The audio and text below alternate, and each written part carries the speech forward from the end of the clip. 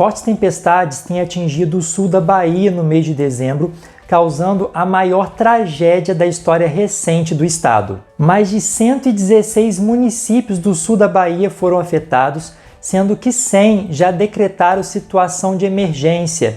Pelo menos 20 pessoas morreram e 358 pessoas estão feridas. Mais de 31 mil habitantes estão desabrigados e mais de 31 mil habitantes estão desalojados. Ou seja, temos mais de 62 mil pessoas fora de suas casas. Mais de 470 mil habitantes foram afetados em todo o estado da Bahia. Essas são as últimas informações divulgadas pela Defesa Civil no dia 27 de dezembro de 2021.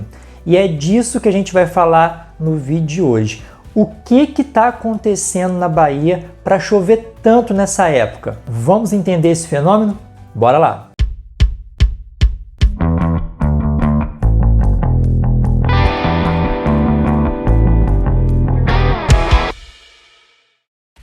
Pessoal, vamos começar analisando aqui alguns dados divulgados pelo Instituto Nacional de Meteorologia, o INMET. Através desses dados, a gente consegue perceber a intensidade das chuvas que têm atingido a Bahia, Minas Gerais e o Espírito Santo, que foram os 3 estados mais afetados pelas chuvas recentes aqui de dezembro.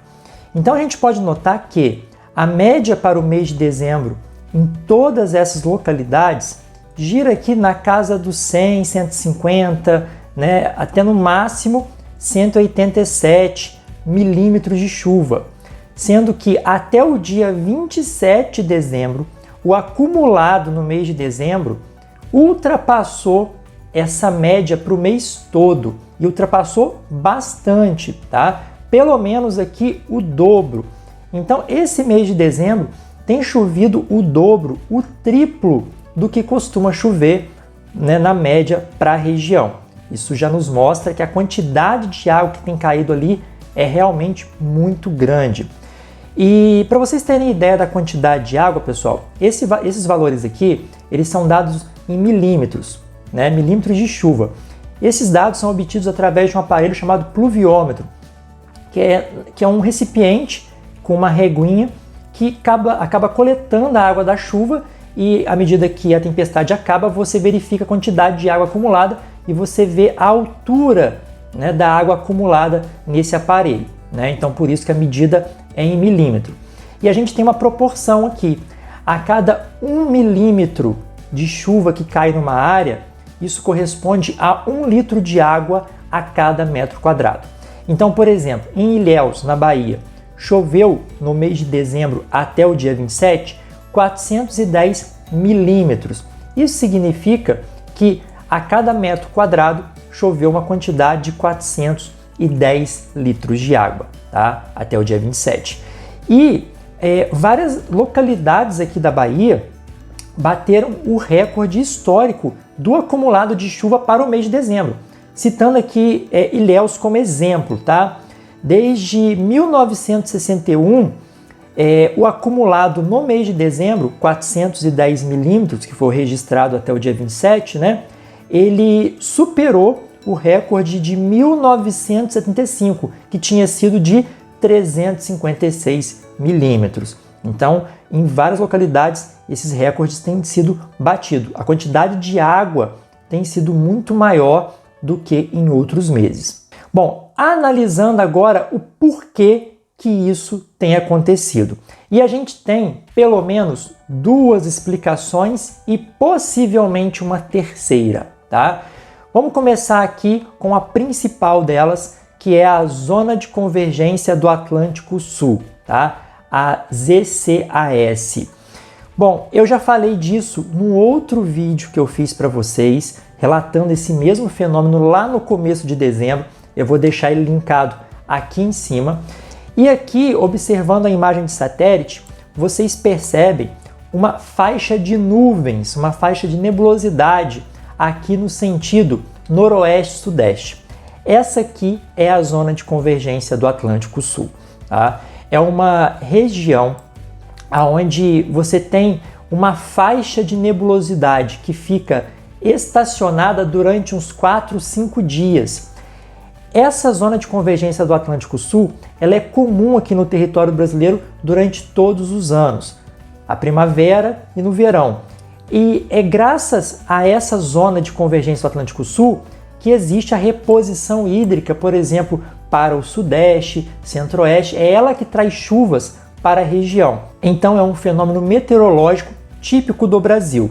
O que acontece? Esse ano ela está deslocada para o norte, ou seja, ela não está passando aqui na região Sudeste e Centro-Oeste. Notem que ela está passando ali na região Nordeste, justamente, vou aproximar aqui, ó, justamente, olha só, na área afetada, nas áreas mais afetadas pelas fortes chuvas. Então, a umidade que vem da Amazônia, ela é trazida para essa região e a umidade que vem do Oceano Atlântico também é levada para essa região, concentrando as precipitações aqui. Vamos olhar essa outra imagem que mostra a quantidade de chuvas nas localidades. E a gente pode perceber claramente a atuação dessa zona de convergência do Atlântico Sul. Notem essa faixa aqui, ó, de nebulosidade, certo?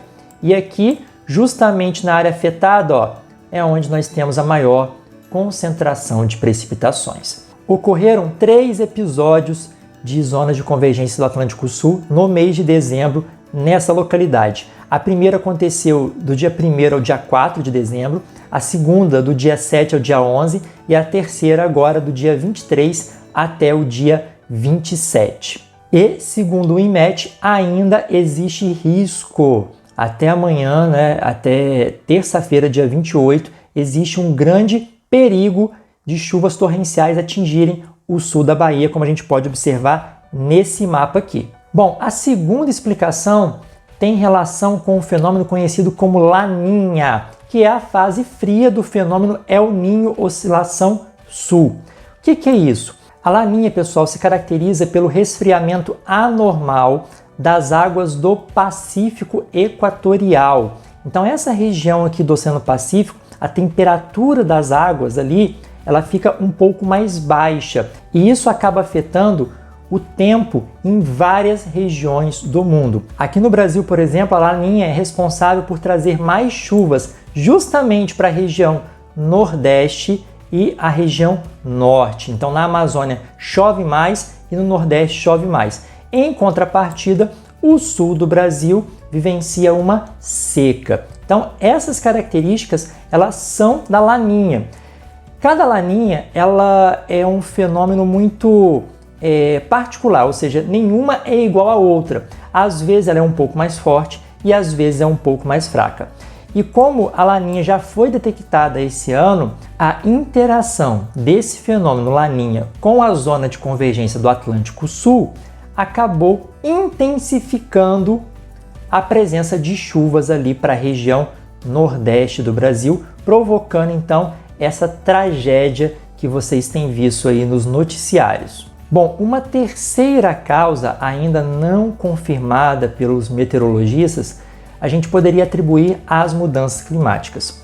Com o processo do aquecimento global que gera as mudanças climáticas, eventos climáticos extremos como esse podem se tornar mais comuns.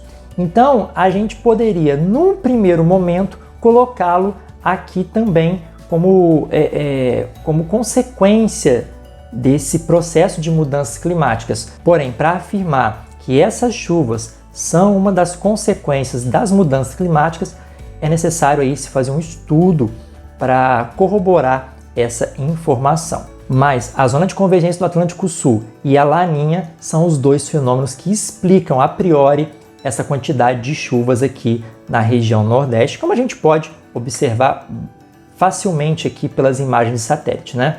Pessoal, uma coisa importante que vocês têm que entender quando a gente vai estudar clima, tempo, hidrologia, é que um fenômeno extremo, ele sempre pode ser superado por outro fenômeno extremo mais forte. Assim como a gente viu que em várias cidades o recorde do acumulado do mês de dezembro tem sido batido, ou seja, a gente tem chuvas mais intensas do que as mais intensas já vistas, isso pode se repetir no futuro, ou seja, daqui a 30, 40, 50 anos, a gente pode ter eventos de chuvas mais fortes ainda do que os registrados esse ano. Sempre foi assim, né? Até no dimensionamento de obras hidráulicas, a gente sempre trabalha com um limite. A gente faz uma obra hidráulica pensando num certo limite para ela aguentar, mas a natureza acaba sempre superando esse limite, tá? Ou seja, a gente não consegue estabelecer um teto de segurança. Pessoal, vamos dar uma olhada agora no Google Earth para a gente entender a dimensão desse problema e por que é difícil você evitar que as cidades acabem sendo inundadas. Eu peguei como exemplo aqui um dos municípios afetados, tá? Como eu falei, são mais de 100 que foram afetados, mas eu peguei Itajuípe como exemplo. Então vamos dar um zoom aqui e observar a dimensão geográfica da cidade e como são as características da região, tá? Olha só, Itajuípe é uma cidade que é cortada por um rio. A gente consegue perceber claramente aqui o rio cortando a cidade. Beleza.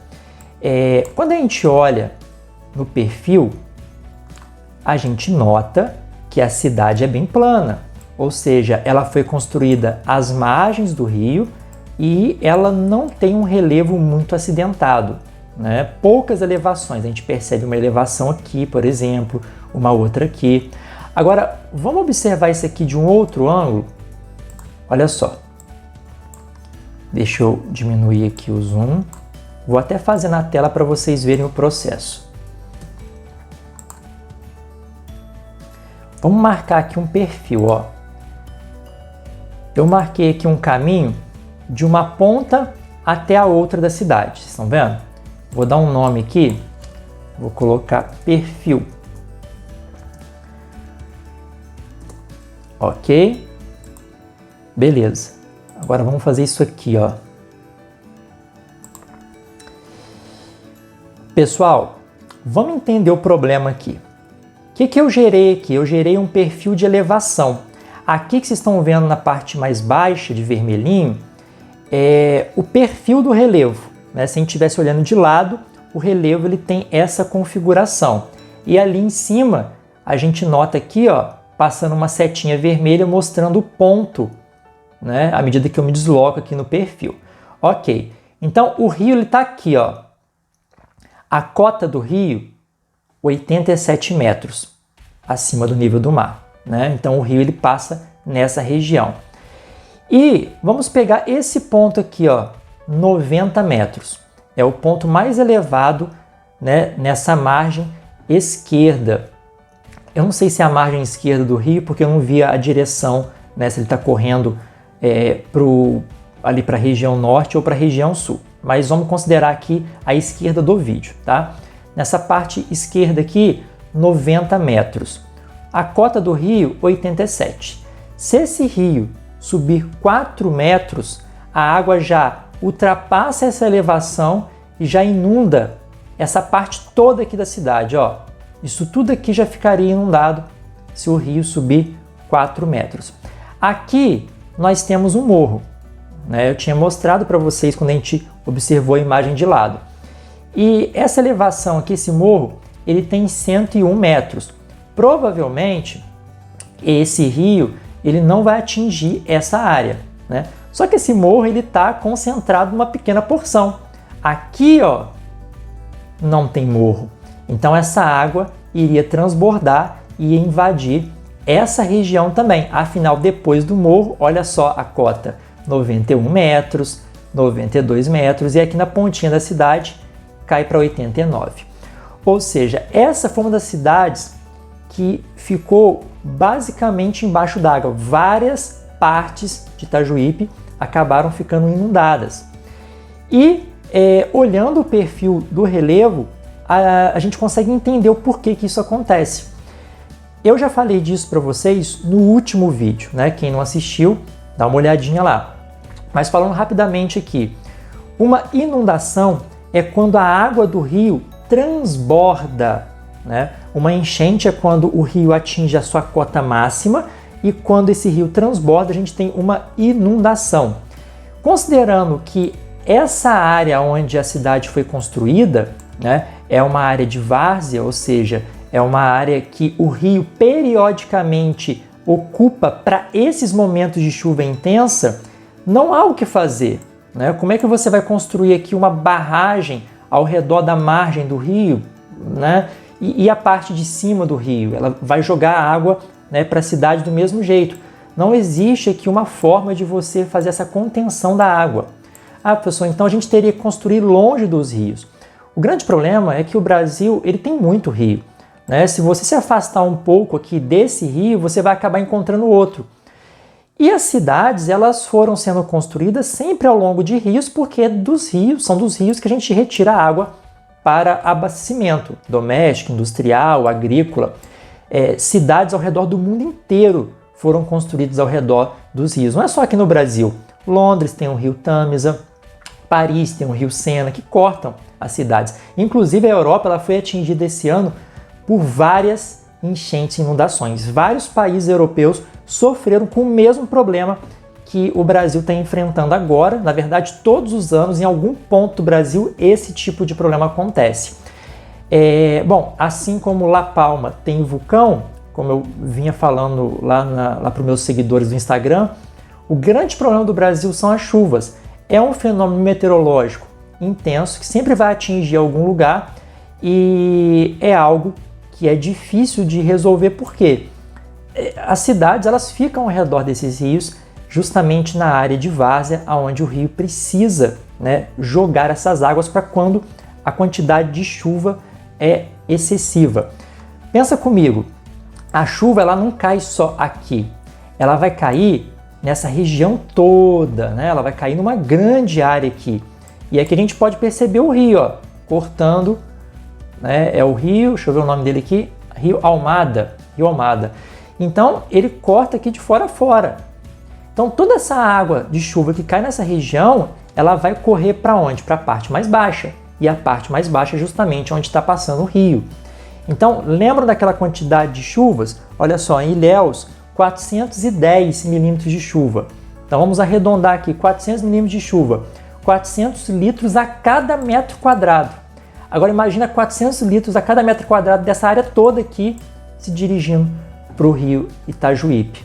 Ele vai encher e não existe obra de infraestrutura que segure essa água. Você teria que construir uma contenção ao longo do rio inteiro? É impossível isso. Então, infelizmente, essa é uma das tragédias meteorológicas que atingem o Brasil e acabam ceifando a vida de muitos brasileiros todos os anos, né? Só aqui na Bahia foram pelo menos 20 mortes e milhares de desabrigados.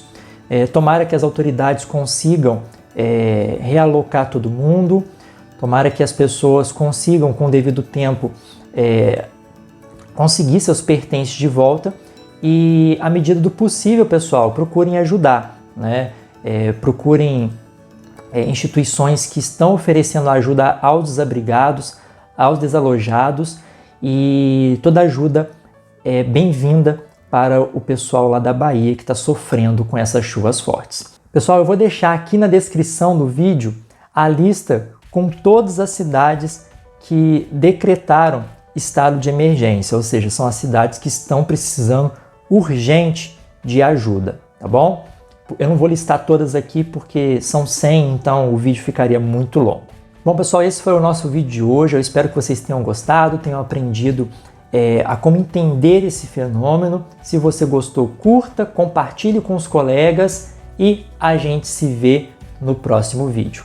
Um grande abraço, tchau!